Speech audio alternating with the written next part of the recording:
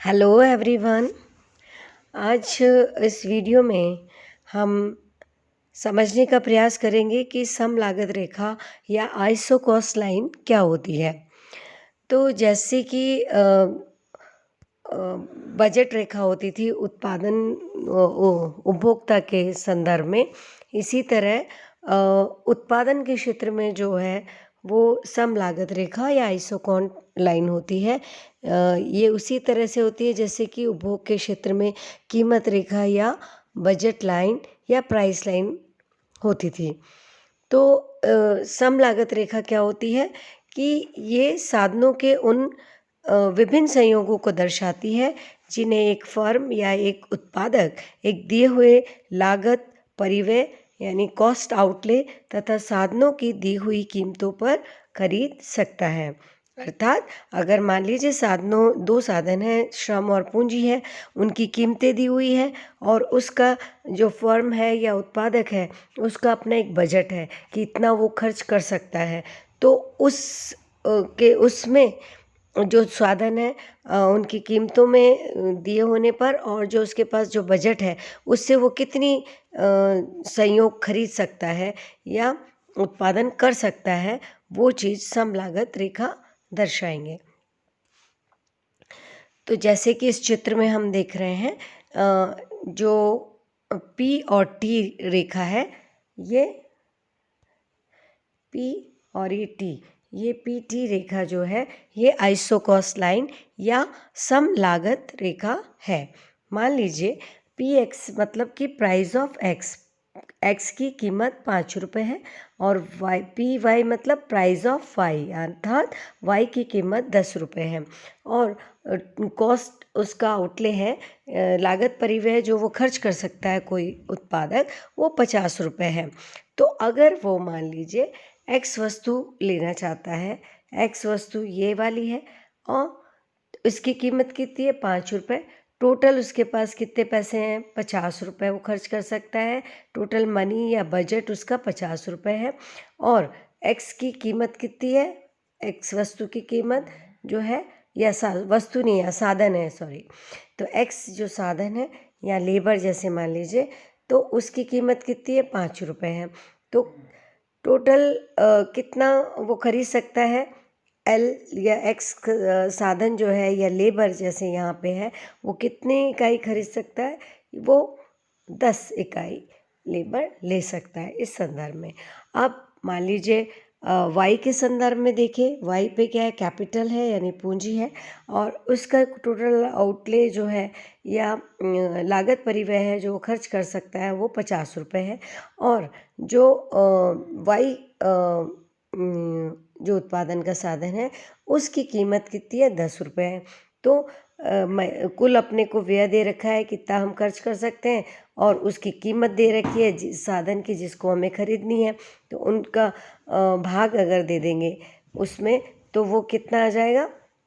जैसे मान लीजिए 50 रुपये टोटल वो उसके पास व्यय करना चाहता है और 10 रुपये उस साधन की कीमत है, तो कितना खरीद सकता है उसको 5 इकाई। तो देखिए यहाँ पे एक्स वाई एक्स पे जो है वो 5 है और एक्स जो है अक्ष पर वो 10 इकाई जो है एक्स जो साधन है उसको खरीद सकता है। तो ये इन साधनों के जो एक्सट्रीम है, अगर मान लीजिए केवल एक्स साधन ही खरीदे और अगर वाई साधन खरीदे तो उन दोनों के जो एक्सट्रीम पॉइंट्स हैं उनको मिला देंगे तो ये आइसोकॉस्ट लाइन आ जाएगी। अब ये जो है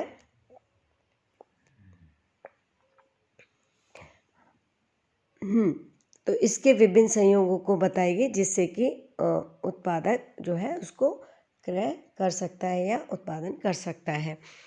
ठीक है, ये क्या सम लागत रेखा हो गई पी और टी। ठीक, अब मान लीजिए साधनों की कीमतें स्थिर रहें और लागत परिव्यय बढ़ जाए, यानी एक्स और वाई जो साधन है उनकी कीमतें तो स्थिर रहें और जो लागत परिव्यय है उसका टोटल आउटले जो खर्च कर सकता है वो अगर बढ़ जाए तो सम लागत रेखा कैसी होगी, दाईं ओर समानांतर शिफ्ट हो जाएगी। कैसे, देखिए इस चित्र में बता रखा है। जैसे मान लीजिए पहले वाली आपकी समलागत रेखा थी, पीटी थी, और अगर पी और एक्स पी एक्स और पी वाई यानी जो दोनों साधन थे उनकी कीमतें स्थिर हैं और उसका आउटले या कॉस्ट आउटले या परिव्यय जो वो कर सकता है, व्यय जो कर सकता है वो बढ़ जाए, तो आइसोकॉस्ट लाइन क्या होगी, राइट साइड शिफ्ट हो जाएगी, जैसे कि यहाँ पे शिफ्ट हो गई P1 और PT के रूप में। अब मान लीजिए दूसरी स्थिति हो सकती है कि साधनों की कीमतें जो है स्थिर रहे और लागत परिव्यय घट जाए, यानी उसका कॉस्ट आउटले कम हो जाए, तो सम लागत रेखा कैसी होगी, तो उसके अपोजिट हो जाएगी पहले जो हुई थी उसके। तो अब क्या होगा, क्योंकि लागत परिव्यय घट गया, इसलिए जो सम लागत रेखा होगी वो बाईं तरफ लेफ्ट साइड शिफ्ट हो जाएगी समानांतर। देखिए पहले ये PT रेखा थी, ठीक है। अब क्योंकि ये PX PY यानी जो साधन है उनकी कीमतें स्थिर हैं और आउटले जो है कम हो गया, उसका बजट एक तरह से कम हो गया, तो अब वो क्या करेगा, लेफ़्ट साइड शिफ्ट हो जाएगी उसकी आइसोकॉस्ट लाइन। अब वो साधनों को पहले की तुलना में कम उसका आउटले कम हो जाएगा, है ना। तो ये आइसोकॉस्ट लाइन आउटले कम होने पर जो आइसोकॉस्ट लाइन है या PT जो रेखा है, सम लागत रेखा है, वो अब खिसक कर नीचे की तरफ आ जाएगी, जैसे कि इस चित्र में हमें दिख रहा है। अब मान लीजिए प्राइस ऑफ वाई यानी जो वाई साधन है उसकी कीमत स्थिर है और जो एक्स साधन है उसकी कीमत बढ़ जाती है। एक्स साधन किधर लिया अपन ने, इधर एक्स अक्ष की तरफ। ये साधन है, मान लीजिए श्रम है इधर, तो श्रम की अगर मान लीजिए कीमतें बढ़ गई, तो कोई भी साधन है या उसकी अगर कीमत बढ़ जाती है, तो उत्पादक के पास क्या रहता है कि वो अब उस साधन को ज़्यादा नहीं खरीदेगा, बल्कि उसकी मात्रा वो कम कर देगा। तो इस तरह से ये लेफ़्ट साइड में शिफ्ट हो जाएगा।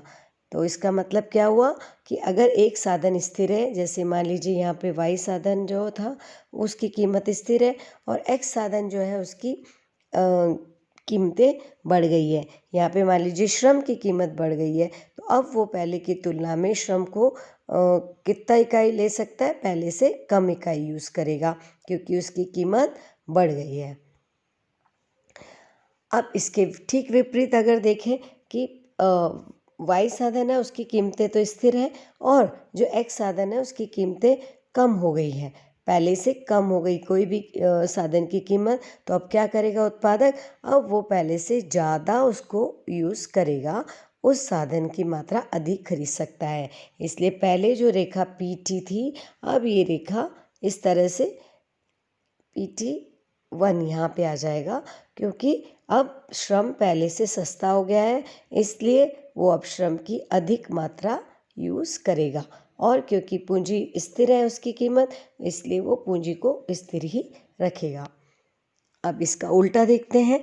अगर मान लीजिए प्राइस ऑफ एक्स यानी जो एक्स साधन है, श्रम है, वो तो स्थिर है उसकी कीमतें, और जो वाई साधन है उसकी कीमतें बढ़ जाती है, तो वही बात होगी कि जिस साधन की कीमत बढ़ी है उस साधन को अब क्या करेगा, वो कम काम में लाएगा। तो कम काम में लाने के लिए क्या होगा कि वो जो प्राइस लाइन है वो कहाँ शिफ्ट होगी, नीचे की तरफ शिफ्ट हो जाएगी पहले की तुलना में। पहले तो ये PT समलागत रेखा थी ये वाली, और अब क्योंकि जो वाई साधन है उसकी कीमतें बढ़ गई है, इसलिए अब वो पहले की तुलना में वाई को कम काम में लेगा, इसलिए जो नई कीमत समलागत रेखा आएगी वो उससे नीचे की तरफ आएगी। अब इसका उल्टा देखें कि प्राइस ऑफ एक्स तो स्थिर है, लेकिन प्राइस ऑफ वाई यानी वाई जो साधन है उसकी कीमतें कम हो गई, तो किसकी कीमत कम होने से क्या होगा, उसकी मात्रा बढ़ जाएगी। तो मान लीजिए ये इनिशियली आपकी समलागत रेखा थी, अब क्योंकि कीमतें इसकी कम हो गई है इसलिए वो उसकी मात्रा को बढ़ा देगा और आपकी आइसोकॉस्ट लाइन इस तरह से राइट साइड शिफ्ट हो जाएगी और एक नई समलागत रेखा बन जाएगी। ये कब होगा, जब जो y साधन है यहाँ पे क्या है, पूंजी है। पूंजी की कीमत अगर कम हो जाती है तो अब वो पूंजी को पहले की तुलना में ज़्यादा उस पर खरीद करेगा उसकी, या उस पर अधिक व्यय कर सकता है। अब सम लागत रेखा जो होती है, आइसोकॉस्ट लाइन होती है, उसका जो ढाल होता है उसको क्या बोलते हैं, उसका क्या इक्वेशन होती है, px/py। ठीक है, ये कैसे निकालते हैं, देखिए यहाँ पे O और P ये ये y वस्तु पे पूरा इसने खर्च किया तब की है, और OT क्या है, ये x वस्तु पर उसने पूरा खर्च किया तब। तो ये इसका ढाल निकालेंगे तो OP/OT आ जाएगा। ठीक है, इसको हम दूसरे रूप में भी लिख सकते हैं। ये देखिए पूरी ये वाला कौन सा पॉइंट है, जब M यानी जो पूरा आउटलेट था, टोटल आउटले जो है वो अगर उसकी जो साधन है, y साधन है, उसकी कीमत से भाग दे देते हैं तो ये वाला पॉइंट आ जाता है कि कितनी इकाइयाँ वह y साधन की खरीद सकता है। तो टोटल आउटले, उसका कितना आउटले का खरीदना है, उसका बजट कितना है एक तरह से, और उसके साधन की कीमतें कितनी है, तो ये हो जाता है ये वाला पॉइंट। ठीक है, इसी तरह x की तरफ देखें तो कितना उसका बजट है और कितने उस साधन की कीमत है, इसको अगर भाग दे देंगे तो उस साधन की वो कितनी मात्राएं लेगा ये आ जाता है। तो इसको इस रूप में भी लिख सकते हैं, OP/OT को हम, ये OP/OT ये था, इसको इस पॉइंट को हम क्या बोल सकते हैं, ये वाला भी बोल सकते हैं M/PY, और इस वाले पॉइंट को M/PX, इसको डिवाइड कर देंगे तो जो इसका सॉल्यूशन आएगा px/py आएगा। इसको हम क्या बोलते हैं, सम लागत रेखा का ढाल बोलते हैं। आशा है सम लागत रेखा से संबंधित ये जानकारी आपके लिए उपयोगी सिद्ध हुई होगी, और अगले वीडियो में हम चर्चा करेंगे अनुकूलतम साधनों के संयोग की या न्यूनतम लागत संयोग की, जिसके अंतर्गत सम लागत रेखा और सम उत्पत्ति वक्र के द्वारा जो है न्यूनतम लागत संयोग को समझने का प्रयास करेंगे। धन्यवाद।